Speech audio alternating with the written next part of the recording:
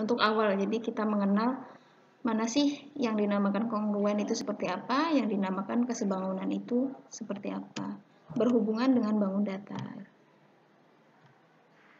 Kita langsung jadi kompetensinya pada hari ini ya, KD-nya menjelaskan dan menentukan kesebangunan dan kekongruenan antar bangun datar.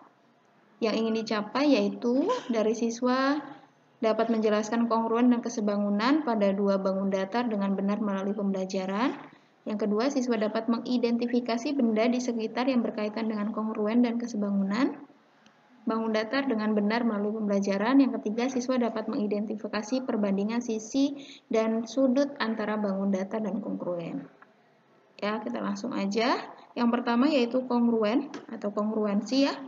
Atau bahasanya itu kalau kongruen itu tuh sama. Ya.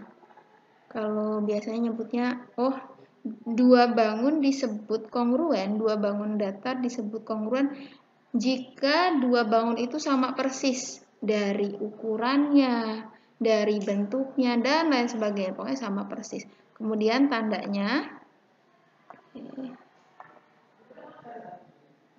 ya ini ya simbolnya ya. Jadi kalau misalkan ada, misalkan segitiga A, B, C, kemudian ada tanda seperti ini, oke, dengan segitiga D, E, F, maka di sini bisa ditarik kesimpulan bahwa bangun segitiga ABC itu kongruen dengan bangun segitiga DEF, yang dimana yang tadi ya, bangun geometri bersifat kongruen kalau memiliki bentuk dan ukuran sama. Berarti ukurannya sama, bentuknya pun sama. Dua bangun geometri bisa disebut dengan kongruen asalkan memiliki ada 3 syarat ya yang harus diperhatikan. Yang pertama, sisi yang dibandingkan memiliki panjang sama, atau bahasa sederhananya sisinya sama panjang.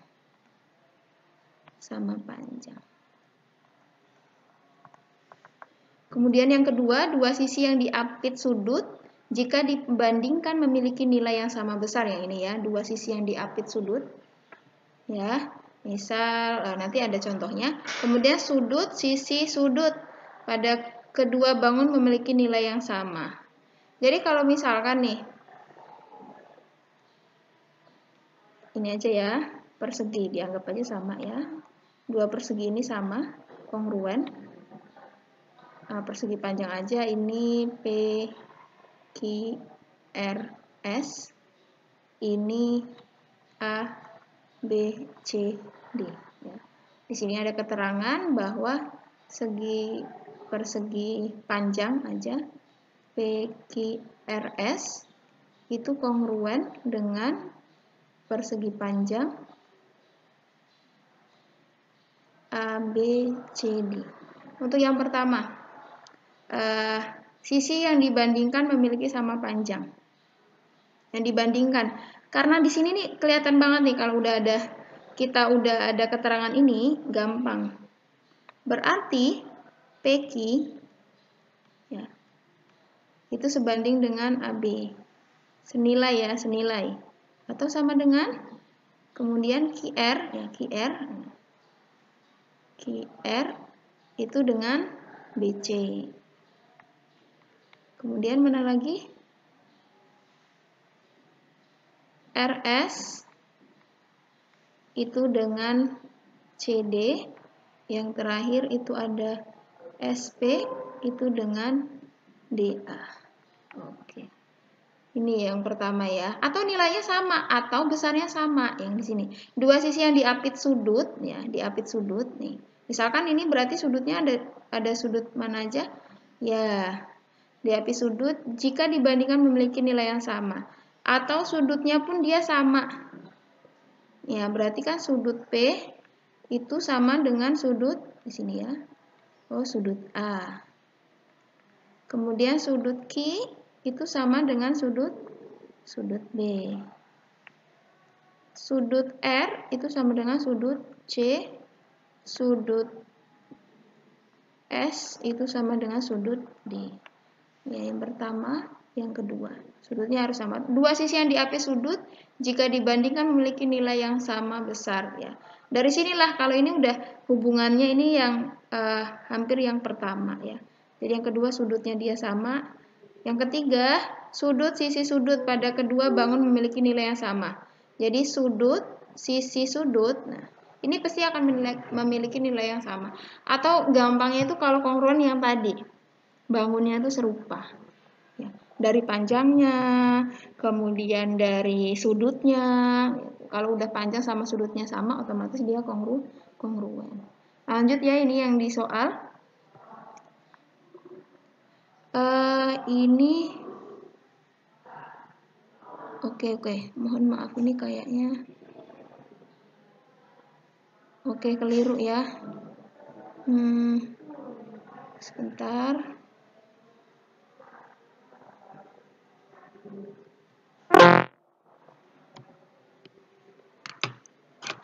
Ini contoh yang sebangun. Keliru meletakkannya. Oke, sudah. Nah, dari sini nih, perhatikan. Di contoh ya. Di contoh di sini ada dua bangun.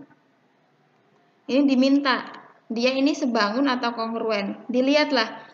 Ini kan bangunnya ini apa namanya? Ya, jajar genjang ya, namanya jajar genjang. Yang mana jajar genjang itu setiap sisi yang berhadapan dia sama besar ya. Kemudian sudut yang berhadapan ya. Kalau misalkan ini dibuat ya. Sudut yang berhadapan dia juga sama besar. Oke. Nah, dari sini udah kelihatan ini 5. Ini 35 ya. Kemudian satu lagi, sudut yang bersebelahan kalau misalkan dijumlahkan hasilnya 180. Udah ketahuan nih ya. Oh, ini udah 5. Ini 45, di sini juga 45 derajat ya. Ini ada derajatnya, mohon maaf. Ya berarti di sini 135, di sini 45. Pun sama, berarti sisinya ya dari sini udah nyiriin dari sudutnya sama, sisi 1 sama, berarti sisi yang di sini juga ini 3. Dari sini ditinjau dari sisinya, panjang 1 sama 2, lebarnya itu sama. Ditinjau dari sisi ya, dari sisi, langsung aja bilang aja. Ini kan berarti kan trapesium ABCD itu kongruen. Nah, ingat jangan dari udah A B C D kalian nyebutnya di sini H G E F, enggak, ngikut dari sini juga. Di sini mulainya berarti ini juga mulainya. Dengan trapesium E F G H. Karena apa? Nanti ini akan mempermudah kalian untuk menyelesaikan. Kenapa dia kongruen? Yang pertama, sebutkan dua syarat aja itu sudah memenuhi. Sisinya sama. AB itu sama dengan gini aja. EF. Kemudian BC itu sama dengan FG. Kemudian CD itu sama dengan GH. Kemudian AD itu sama dengan EH. Syarat yang kedua ditinjau dari ini sisi ya. Ini dari sudutnya. Oke, kalau dari sudutnya langsung aja lah. Sudut A itu sama dengan sudut E. Yang ini ya. Kemudian sudut B sama dengan sudut F. Sudut C, G, D sama H. Insya Allah sudah cukup. Atau enaknya yang tadi, yang kongruen itu dia pasti bentuknya sama. Kemudian kesebangunan. Nah, kalau kesebangunan ya, yang tadi kalau kongruen tadi tandanya itu strip 2 di atasnya kayak S kebalik, nah, S miring ya. Yang ini aja 2 kali. Ini yang sebangun. Kesebangunan merupakan sebuah bangun datar di mana sudut-sudutnya mempunyai kesesuaian yang sama besar dan juga panjang sisi-sisi sudutnya juga bersesuaian dengan mempunyai sebuah perbandingan yang sama. Jadi intinya kalau kesebangunan itu nggak harus sama kayak kongruen, tapi dia memiliki perbandingan yang sama. Ya, gimana? Sudut-sudut yang bersesuaian sama besar. Ya, ini bersesuaian sama besar. Besaran tiap sudut kalau dibandingkan dengan bangun lain sama besar. Jadi sama yang kayak kongruen ya, sudutnya setiap sudut bangun itu sama besar. Yang kedua, panjang sisi yang bersesuaian sama besar kalau dibandingkan memiliki nilai yang sama besar. Kan kalau kongruen itu setiap sisinya itu sama, atau sisi satu bangun ke sisi satu bangunnya itu sama. Nah, kalau misalkan kesebangunan itu perbandingannya yang sama, ya. Misal, nanti ada contoh ya. Kemudian yang ketiga, perbandingan dua sisi yang bersesuaian kalau dibandingkan memiliki panjang yang sama dan sudutnya sama. Yang tadi ya, sebenarnya dua sudut. Langsung aja ke contohnya. Yang ini, yang tadi ketuker.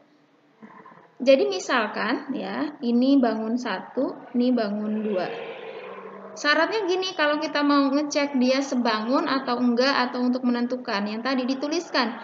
Yang pertama ini bangun apa? Persegi panjang dituliskan. A, B, C, D ya. Sebangun, oke. Ditulis dengan persegi panjang E, F, G, H. Kita cek aja yang tadi. Kan sudutnya harus sama. Sama ya, kita ngerti ya kalau misalkan persegi panjang setiap sudutnya 90 derajat. Oke, kelar. Satu syarat. Yang kedua, ditinjau dari sisinya ya. Sisinya harus memiliki perbandingan yang sama. Maksudnya gimana? Jadi sisinya ini yang kelihatan ya, udahan. Langsung AB berarti perbandingan dengan EF sama dengan BC dibanding dengan FG sama dengan CD dibanding dengan GH, yang terakhir AD dibanding dengan EH. Kita masukkan angka-angkanya di sini ya. Ini kan berarti ini 8, di sini 4, di sini 2, di sini 4. AB-nya berapa? 4 per 8. BC 2 per 4. CD 4 per 8. Kemudian yang terakhir AD 2 per 4. Ini kalau disederhanakan ya, ini 4 per 8 sama aja 1 per 2. Di sini juga 1 per 2. 1 per 2. 1 per 2. Nah, dilihat di sini ya. Di sini nih. Perbandingannya ketika sudah disederhanakan, dia memiliki perbandingan yang sama setiap sisi yang dibandingkan yang tadi ya. Sisi AB dengan EF itu sama perbandingan dengan CFG itu sama dengan CD GH itu sama dengan AD EH. Ini sama ya. Kalau sebangun ini perbandingannya sama. Kalau misalkan dia kongruen, dia perbandingannya hasilnya 1. Karena apa? Karena sisinya sama. Paham ya?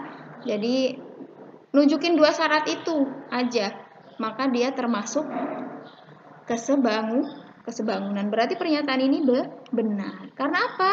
Karena tadi ketika dibandingkan dia hasilnya sama, kemudian sudutnya dia sama. Paham?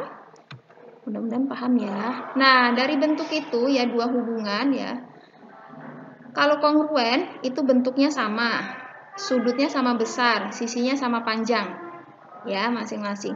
Kalau sebangun bentuknya sama ya. Kalau nggak mungkin segitiga itu sebangun sama persegi panjang, itu nggak mungkin ya. Sudutnya sama besar ya.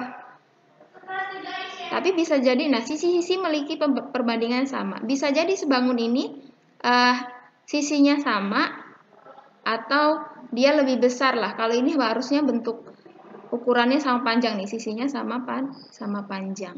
Jadi ketahuan ya.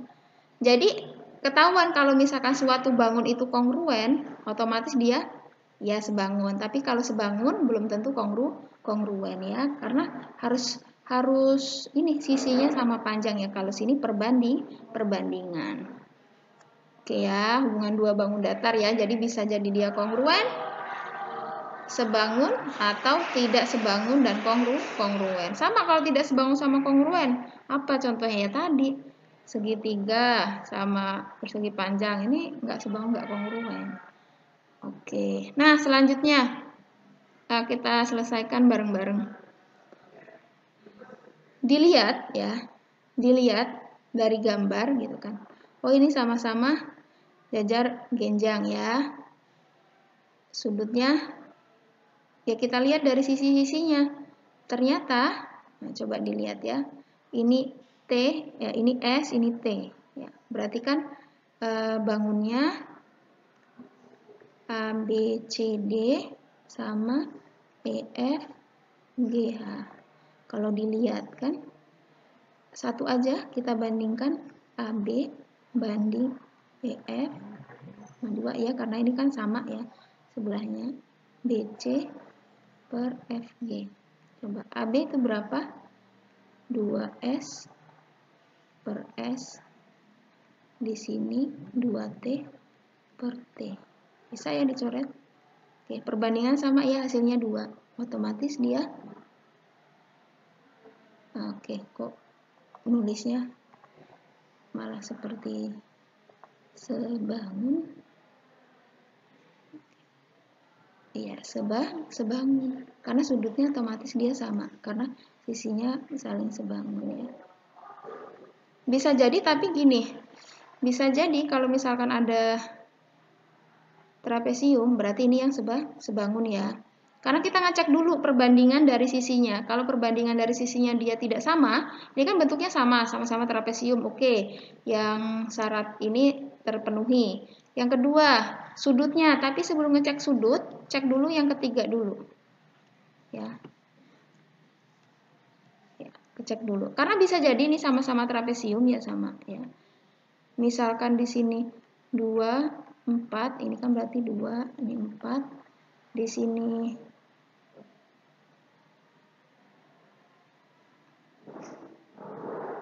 8, 9. Iya kan? Kita cek dulu kan, ini oke bentuknya sama.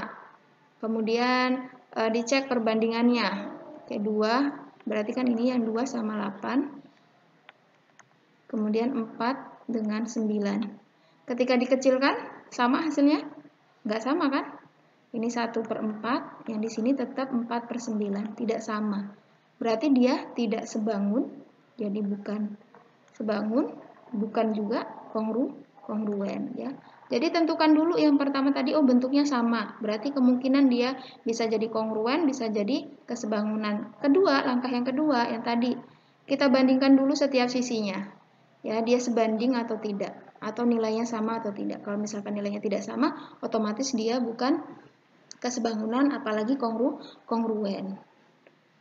Yang kedua, ya, yang kedua dilihatlah ini tidak dari kasatnya gitu kan, ini kongruen sama besar ya, sudutnya pun sama seperti ini.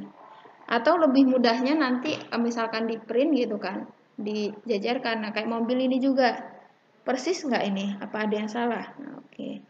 Kalau sama persis, yang tadi kan kalau sama persis ya otomatis kongruen. Nah, ini bisa dilihat nih.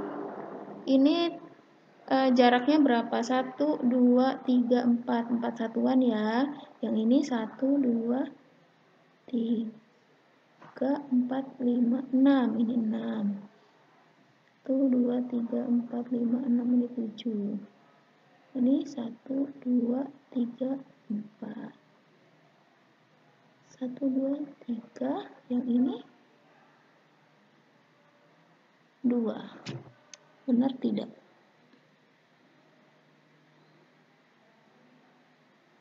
Oh, ini jaraknya sedikit, tapi kita perbandingkan ini karena koma-koma ya, yang di sini koma-koma, kita bandingkan yang 2 aja, nggak apa-apa.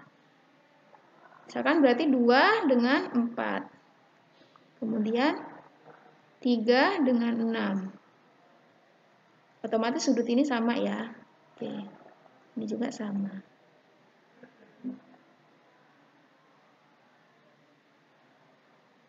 Sama-sama 1/2. 1/2. Oke, sebanding ya. Karena dia sebanding dari sisinya, ada dua sudut udah sama gitu kan.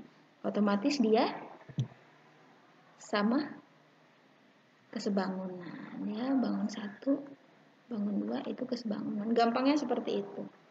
Untuk membanding